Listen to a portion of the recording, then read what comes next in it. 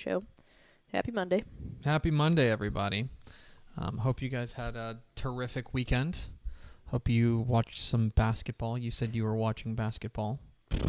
Yeah, I Houston and A&M game. I stayed up to watch the Houston and A&M game, like most normal people did, but I had a very clear rooting interest there, and that was stressful.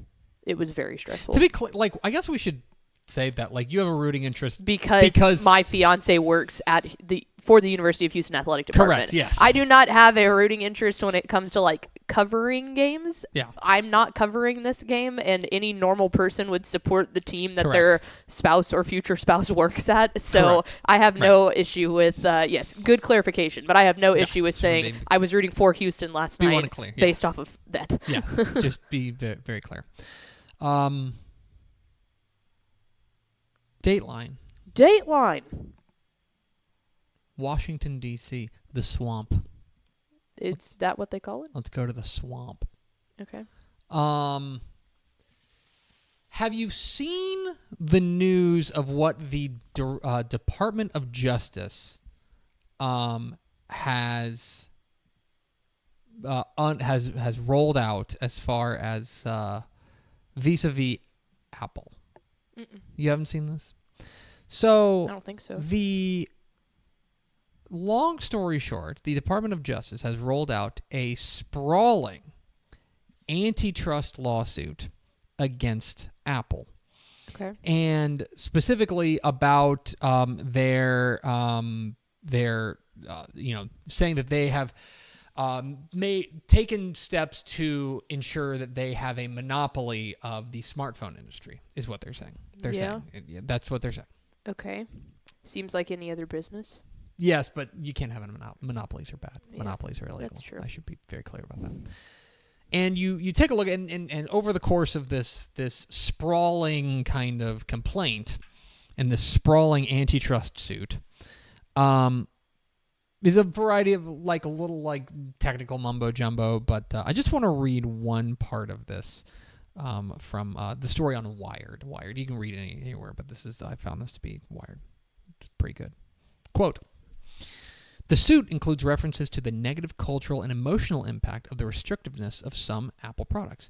It ranges beyond the typical antitrust case, in which investigators might focus on super-competitive pricing or the conditions of corporate deals that restrict competition. The core of the U.S. antitrust cases have long been proving consumers knowingly pay higher prices, but a few key paragraphs within the 88-page filing mention the exclusion and social shaming of non-iPhone users confined inside green chat bubbles, distinguishing this case from some of the more recondite explanations, blah, blah, blah." Quote, this is from the suit. This is now quoting from the suit.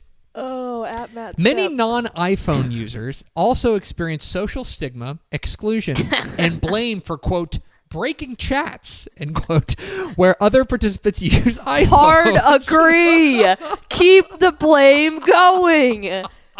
Forget the antitrust. You people are the problems. So what it's saying is that Apple is intentionally Let's go. shaming non-iPhone users. That's what Me too. That's essentially what they're saying. And Apple. You can tell reading through this.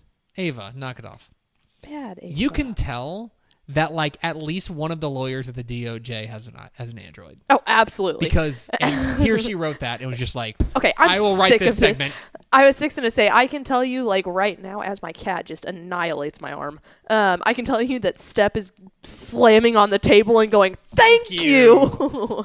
Yes, because we are mostly iPhone office team. The last two people that didn't have an iPhone were Step and Will, and we convinced Will. We're halfway there. Let's make it known too. Step does have an iPhone. It's his work phone. Yes. He keeps his it's non-president business stuff. My guy. Right. And I want to say there was another thing. Did you know about the Jason Kidd thing? No. This was back in 2021. Jason Kidd reportedly, when he was in the head coach of the Milwaukee Bucks in 2014, this report came out in 2021, Jason Kidd reportedly punished the Milwaukee Bucks team over a group chat issue in 2014, essentially saying that they were not united because one of the players would not get an iPhone, which was ruining the team group chat. Yeah, you can't name it. You can't put a picture to it. Right. You can't things. You can't send videos because the videos are going to get diluted. Yeah, exactly. Anyway, now the U.S. government is stepping in. That rocks. And they're going to try to fix the green bubble issue, which I think we can all agree is one of the great isissues, one of the great divides of our time. That is the divide of all time. Absolutely. Can I tell you something that happened literally this morning, which is a portion of the reason why I was laughing so hard? I got a text from one of our coworkers, not my favorite by any stretch, but Ishmael Johnson. And wow, rude. I love you, Ish. He sent me a message. And then I get a follow-up message that says iMessage, and then another message that says text message. Two of them said the same thing. And he says, and I quote, "For some reason, that wouldn't send, so I have to step it." Oh, my STEPP. Oh, wow. It is now a verb. We've now used step as a verb, and not a good one. No. Like a negative verb. Mallory and I were in the upstairs office working, and I just started dying laughing, and she kind of turns around and looks at me, and I was like, step has now been put into a verb. That literally happened less than 3 hours ago. Anyway, the U.S. government's on it, so I'm sure they'll get it fixed. Hit the theme, Expo. Pickle! Hit the air sign.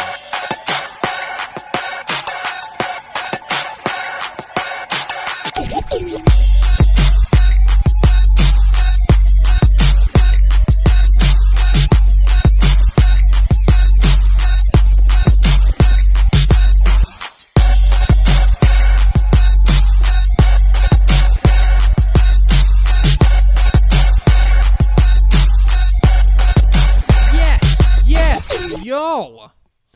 From the Dave Campbell's Texas Football Bachelorette pad here in an undisclosed location, it is Texas Football Today, a show that's in its last week here. Oh. Right? Yeah. Yeah, you got to start going to the office again. Can't just roll out of bed. Don't like that. My name's Greg Tepper. I'm the managing editor of Dave Campbell's Texas Football Magazine, TexasFootball.com, a corresponding website. Thank you for spending part of your day with us. Whether you're watching us live, TexasFootball.com, Facebook, YouTube, and Twitter, or you'll listen to the podcast, which you can subscribe to on the podcast vendor of your choice. Either way, thank you for doing your part. Support your local mediocre internet show. I am sitting over there at the helm today, making us sound good. She's the Duchess of the Dorks, Miss 305. She's Ashley Pickle. Hi, friends. Happy Monday. How's your bracket? I don't actually care. I haven't looked. My champion's still in, so that's all that matters. I think Hank's doing well. Yeah? I think Hank's doing well. Does he still act for Hank's got 10 of the 16. Oh, wow. Hank's got 10 of the 16. Yeah, I need to go count that. I'll do that after the show. Today is Monday, March 25th, 2024. 248 days to Thanksgiving. Happy birthday to Big Sean. Big Sean is 36. Solid. Also, happy birthday to Ashley Pickle. The first time ever he's not actually making that It's up. the Ashley Pickle birthday show. It is actually my birthday. Happy birthday. Yeah. Thank you. I will accuse you of having a birthday at least 9 other times. But this one is... This one's for real. This one's factual. Yeah, Trish put in work on this day 27 years ago. Shout out Trish. 27. Shout out Trish. And what's 9 months before this? I'm not going to... June? Mm-hmm. June? Shout out LP. Yep. Nasty. Happy birthday. Gross. Pickle. Thanks. Happy birthday. Thank you. Are you having a good day? Are you going to have a good day or no? Like just a bad day? I'm going to see if Mallory wants to play Yahtzee tonight. So honestly, I'm having the best day ever. You're now in your late 20s. Yeah, we got up this morning and we went to a cycle class. Rode about 15 miles this morning at about 5:45 a.m. So that was good. She had the idea that I should go get a Starbucks drink because I get it for free, which I forgot about. So got a Starbucks drink and then been working. But yeah, there's a variety of free birthday stuff you can get. And Mallory's really good at that stuff. Like she does it every year. And I was like, I forget about it, but we might take a look this afternoon before Yahtzee and see what other freebies I could get. There are a lot of like new stuff, and there's people who are really into it. Yeah. I don't know. It has to be like handed to me or like told, be like, hey, you go here to take care of this. Yeah. Anyway, happy birthday, Pickle. Thank you. Hope you're having a great day, and you continue to have a great day. Nice. And if not, like I can't really. That's fine. It'll be like I said. I want to play Yahtzee. You did get a card. I did. Oh, can I show it real fast? Yeah, you can. You did get a card. First off, sick truck sticker. Sick truck sticker on the front. They are sick. And then it only gets better when you open it up. Look at this. That's right. It's a Hot Wheels card. That rocks so hard. Right. Yeah, there's and signed by Hank and Max. There you go. Hank and Max all in one. I've tried to explain to Hank, I'm like, you want to separate the words just a little bit, but he's like, I know the letters. Like, it's like, why would I do that? Rolling? Why say more word when few word do trick? Absolutely right. Happy birthday. So thank you, Hank and Happy Max. birthday, Pickle. Thank you. It's episode 1750. Yeah. Well, some numbers are cool. We got 250 to go till 2000. We should probably start planning our 2000th episode. Bye. On today's show, folks, we got headlines from across the state, including another conference change, as well as some major high school football news. And then back half of the show, we'll be joined by the new head coach of the Hewitt Midway Panthers, Coach Joe Gillespie, the former defensive coordinator for the national finalist TCU Horned Frogs. So we will hear from Coach Joe Gillespie coming up here at the back half of the program if you stick around with us. Do we have first four through the door? We sure do. It was TJ Hudson, jersey number 69, nice. Daniel Agnew, and Josh Wyndham. Welcome in, fellas. Welcome in, friends. We do appreciate you spending a little bit of your day with us. Programming note for this week. We have a show today, tomorrow, Wednesday, and Thursday. Mm-hmm. Friday, we're off. We have President Business stuff. Mm-hmm. It's Business Friday. And then we are dark next week. And when we say dark next week, we mean all shows. All shows are dark. Texas Football Today, ROF, WTF, dark. Long story short, we've been here in the Bachelorette Pad because our office is under construction. Mm-hmm. It is one of the things where for the past 4 weeks, we have nothing to do with it. There are much more talented and smart and skilled people who are taking care of building the office and doing those things. But next week is going to be all set up. And all actually moving into the new office. And stuff. I got to get in there and do technology nerd things. The technology stuff, studio stuff. Tepper helps with the tripods. I will install the heck out of those tripods. So, but we will be back. We will have shows this week up until Thursday. Then we will be dark until April 8th, which is, mark your calendar, big day. The relaunch of Dave Campbell's Texas Football Today. We had to. We waited specifically for when the massive solar eclipse was happening. Mm-hmm. Big day. You'll want worldwide. You'll want to tune in for big new stuff.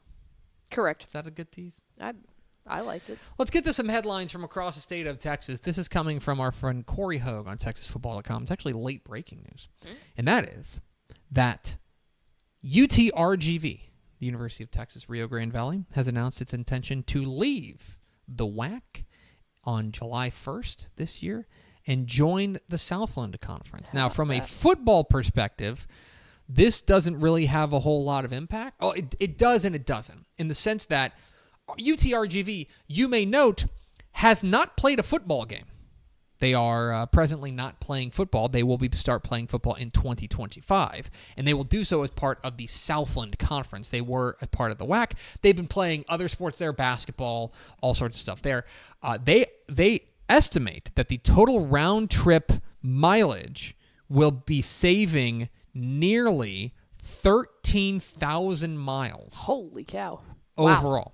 When you go from moving from the WAC to the Southland, they will be playing much more locally. And so the UTRGV, when they launch football in 2025, will play as part of the Southland Conference. I mean, just think about how much, honestly, how much gas that's saving. Say gas is $2 a gallon. Yeah. I mean, that's $26,000 in gas alone, you know? Absolutely. That's insane. So the Vaqueros will be members of the Southland Conference when they start playing football in 2025. There's other news from across the state of Texas. A lot of it in the high school ranks. We're going to kind of dive into the high school ranks. There's two particular roster moves that I want to talk about a little bit. Mallory Hartley's walking in. Hi, Mallory. Gang, Hi. gang. You? I got equipment. She's got equipment. let's talk about Denton Guyer. Denton Guyer is getting an Oklahoma commit at quarterback moving to Guyer. Kevin Sperry, the 6'1", 200-pound Oklahoma commit, announced that on social media he is moving back to Texas to play at Denton Guyer. Now, you may remember, this is a name from the past. He played at Prosper Rock Hill his sophomore year in 2022. After which he moved to Oklahoma, played at Carl Albert, which I believe is in Oklahoma City. I do not know that. I'm not even going to front like I know that. There's no way to figure this out. Midwest City. It's in Midwest City, Oklahoma. And Midwest City, Oklahoma, many people are saying, is a suburb of Oklahoma City. So I'm gonna take a partial win there. Is that really in the Midwest though? It's kind of dumb. Anyway, I didn't come up with the name of the town in Oklahoma, Pickle. All that's to say, he moved there through 2,500 yards and 31 touchdowns. He is now moving back to 2024, or for 2024, and will play at Denton Guyer. Now, all transfers are subject to UIL approval. With that said, generally speaking, unless there is like locked and loaded proof that he's moving for athletic purposes, moving from out of state means that it's usually just kind of waved through. So I would not anticipate this to be a problem. Kevin Sperry, the 4-star prospect, the Oklahoma commit, will be playing at Denton Guyer next year. Speaking of 4 stars, wide receiver Quanell X. Farrakhan Jr. announced on social media that he has enrolled at Galena Park North Shore. He has moved around a little bit. He played at the Woodlands in 2023, caught 52 passes for 820 yards and 12 touchdowns. He's got 20 scholarship offers. He has moved. I believe he played somewhere prior to the Woodlands as well. Okay. Quanell X. Farrakhan did. And so he is now going to be transferring to Galena Park North Shore, where he is enrolled. The number 42 prospect in the 2025 DCTF Rising Hot 100, transferring from the Woodlands to Galena Park North Shore. All right. Some coaching changes from across the state. Mm-hmm. Let's start with a pretty high-profile name, Cameron Yo, a program that is no stranger to the big stage. Has made a change. Rick Rhodes announced his retirement. You may remember Rick Rhodes was the coach, left, came back to be the coach. He's now retired after a second stint with the Yeomen. They have hired, Cameron Yo has hired DeSoto defensive coordinator Aaron Babino to be their next athletic director and head football coach. Very good hire. Very good hire. Obviously, did great work at DeSoto. That goes without saying. Babino is also known for his time at the University of Texas, where he played from 1996 to 1999. He's also been an assistant at Pflugerville, Conley, Marshall, and Tyler Lee. Now Tyler Legacy. The Port Arthur product is going to be the new head coach at Cameron Yo. Aaron Babino is the next head coach at Cameron Yo. Kirbyville has made a hire. They've hired Dangerfield offensive coordinator Seth Hubbard to be their next head coach. Takes over for Trey Allen, who left to go take over at Navasota. So it went. Let me make sure that it went Dangerfield to Navasota. No, it went Kirbyville to Navasota, and now Dangerfield offensive coordinator Seth Hubbard to Kirbyville, if that makes sense. Yes. He has spent the last 3 years as the offensive coordinator there at Dangerfield, and his father, you may remember, Donald Hubbard, was an 18-year veteran head coach there as well. Brazowood has made a hire. This one kind of coming a little bit out of left field. Eric Luster from North Forney is leaving to become the next head coach at Brazowood. Joe Dale Carey, you may remember, Joe Dale Carey left Brazowood to go be the head coach, follow me on this, at Tomball Memorial. No, I remember this one. And now Eric Luster is going to leave North Forney and take over at Brazowood. This is they went 9-3 and won a playoff game last year in 2023. He was also the head coach for 3 years at Corpus Christi West Oso.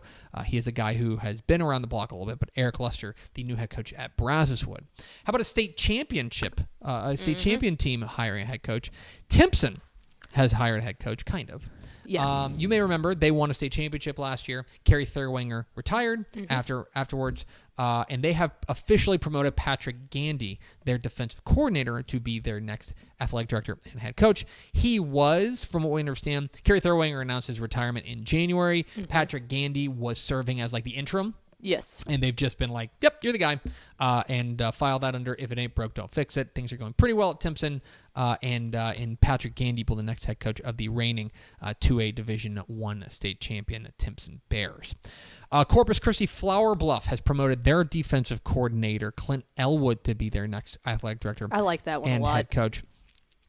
This was really interesting. Chris Steinbruck was named the district superintendent.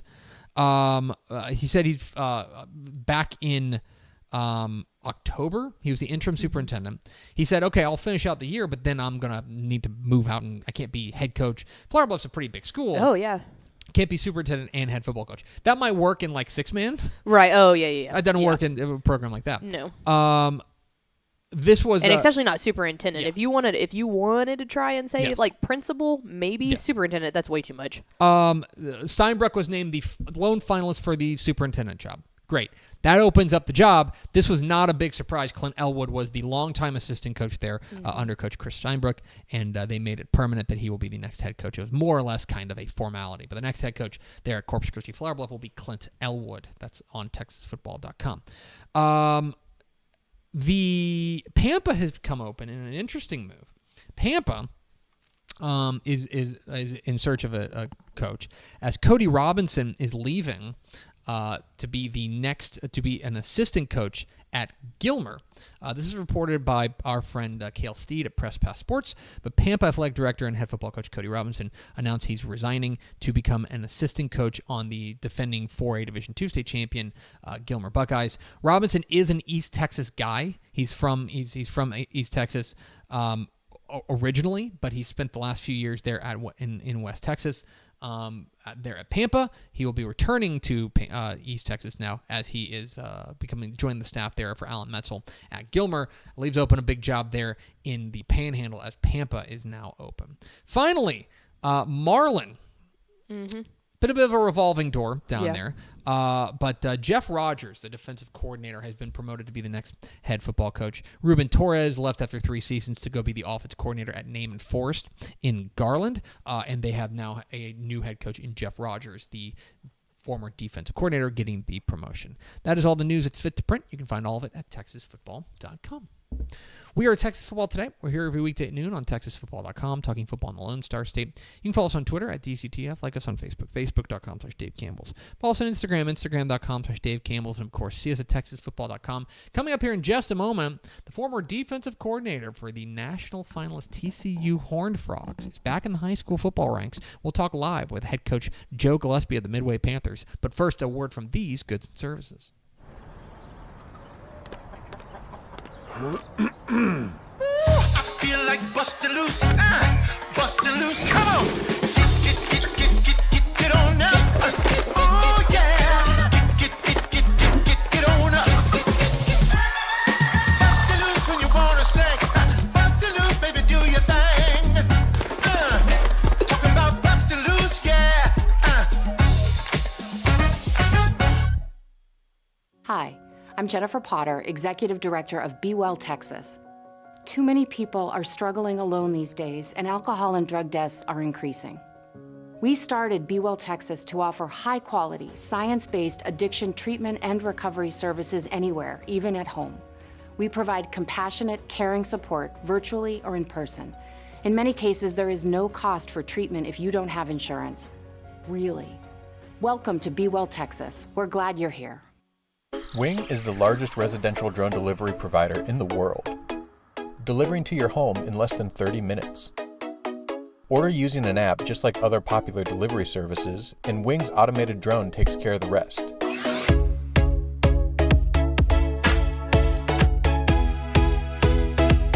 It's fast, safe, and sustainable, and it's now delivering to parts of Dallas-Fort Worth, Texas. You can learn more at wing.com/TexasFootball. Again, that's wing.com/TexasFootball.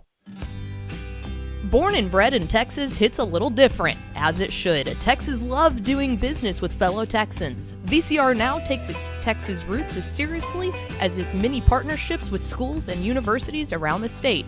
It's also why we're so proud to promote our brand in the pages of the Texas Bible, Dave Campbell's Texas Football, and on the airwaves of Texas Football Today.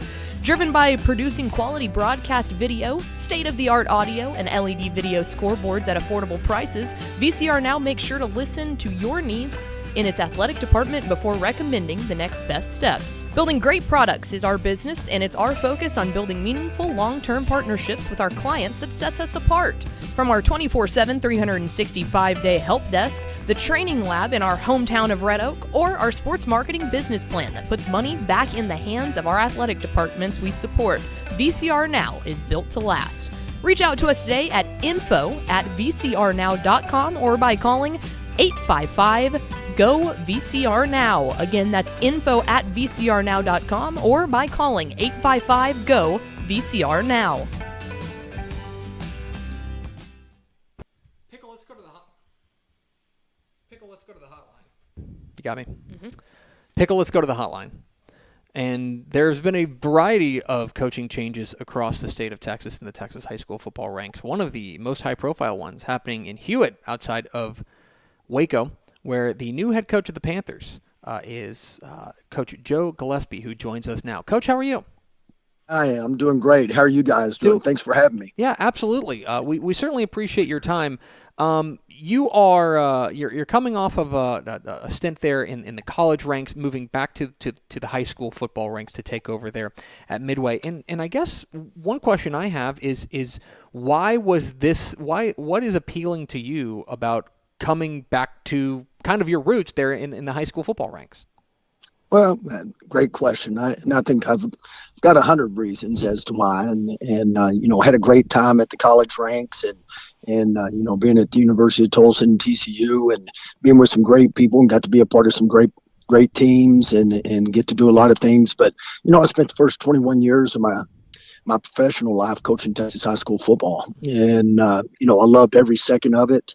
Always had a feeling, deep down in my heart that, this would probably be something that I would go back to and hope to finish up my professional career getting to do what I love so much. And then when the Midway job came open, I've always viewed Midway along with, some elite others as flagship programs. And over the years, the last few times that Midway had come open, I was, still at the college ranks. And I can remember sitting there thinking to myself, gosh, if I was going back to high school or, if I had that itch to do that, or if I was still in high school, I'd try my darndest to get that job, and don't know if I could, but, I'd try like heck for it. And so, I think just circumstances presented itself and opportunity came, and man, my wife and I, our family, we can't be more excited and to get to be a part of the Midway Panther family.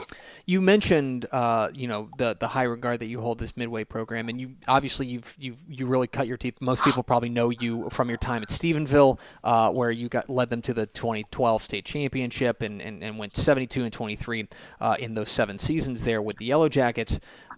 Is it that's a flagship program as well in Texas high school football? Would it be fair to say then that while you are interested in getting it back into high school football, the right job had to come along, and Midway was that right job? Absolutely. There's a whole lot of fairness in that, because, I'm kind of at the point in my professional career where I didn't want to just take anything. I wasn't hunting, the next head job or anything like that. I was going to be a little bit picky.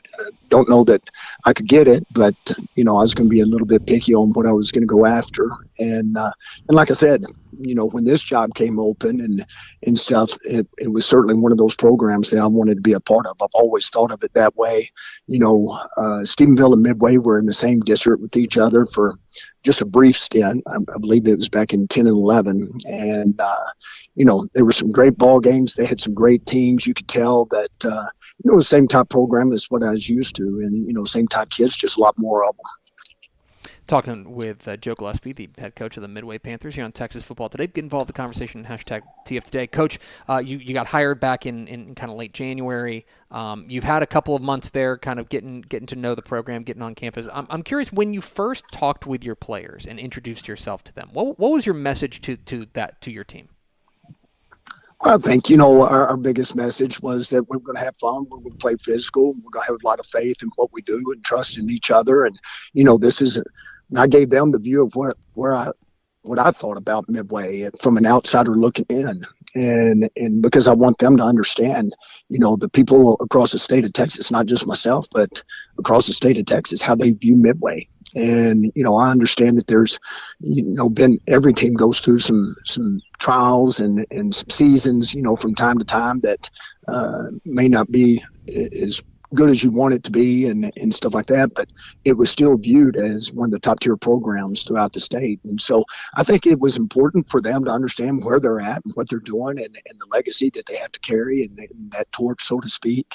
And, and that I was extremely excited just to get to be a part of this family. And so, but the one thing that I told them, we're going to start walking around with a swagger about ourselves, and we're going to be leaders in our hallway and in the classrooms and throughout the community. And so, because that's what champions do. And in my opinion, this is a championship top program. You're taking over a team that went back to the playoffs, last year at 5-6. When you take a look at the roster that you're inheriting and the team that you're going to be running out there on Friday nights with, what has you excited about this group of young men that you're taking over?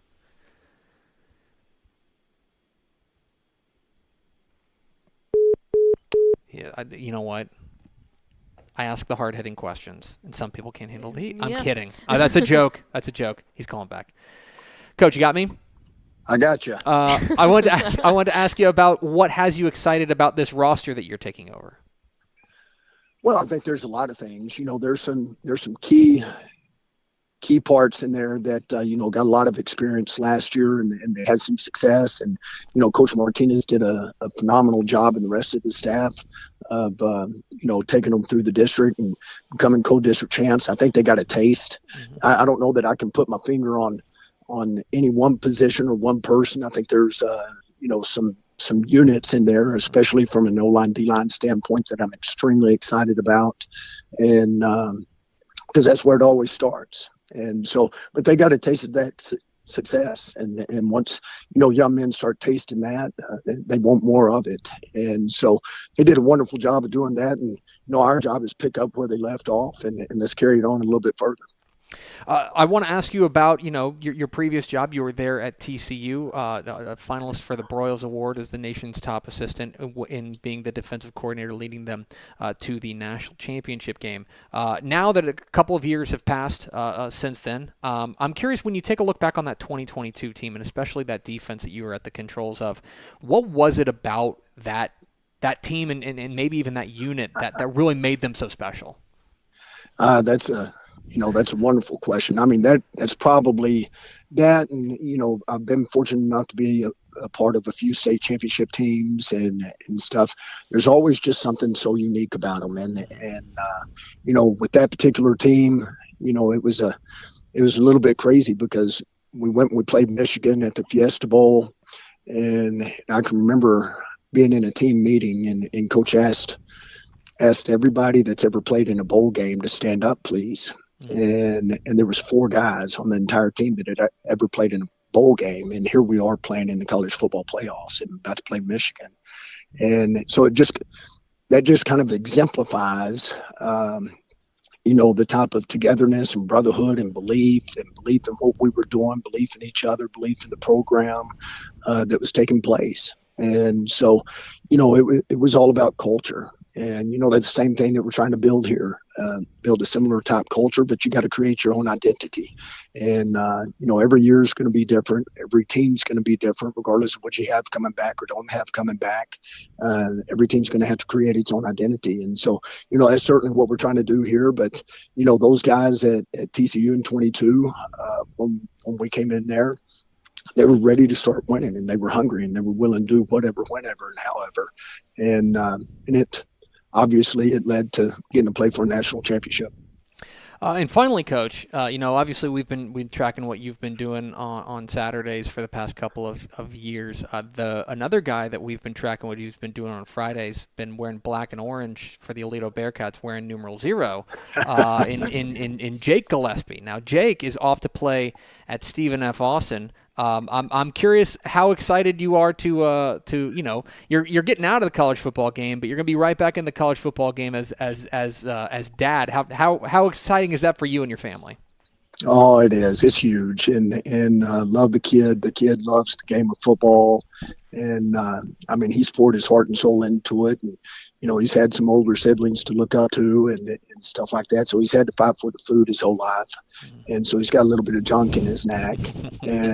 But he's extremely excited. He's extremely excited to turn the page and go to the next chapter and go into SFA and my only thing is I wish I could have gotten to coach him once, but hey, the good Lord's always got a better plan.